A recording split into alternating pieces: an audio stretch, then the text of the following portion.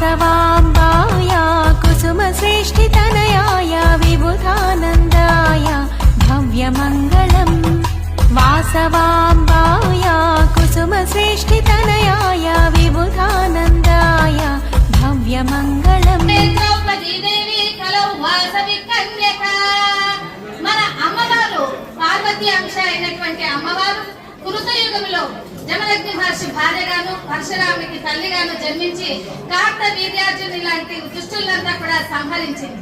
ఆ తర్వాత అమ్మవారు త్రేతాయుగంలో అమ్మవారు కూడా అనేక మంది దుష్టులందరినీ కూడా సంహరించింది. ఆ వేదమాతయే సీతగా జన్మించింది. ఆ తర్వాత ద్వాపర యుగంలో కౌరవులను దుశ్శాసనులందరినీ కూడా అంతమొందించినటువంటి తల్లి ఆ అమ్మవారు. అలాగే ఈ కలియుగంలో కూడా ప్రతి యుగంలో లాగా కూడా మానవుల్ని దృష్టి పొందించడం ఇలాగ సంహరిస్తూ పోతే ఇంకేముంటుంది, శవాల పుట్ట రక్తపు డేరు తప్ప. కనుక మా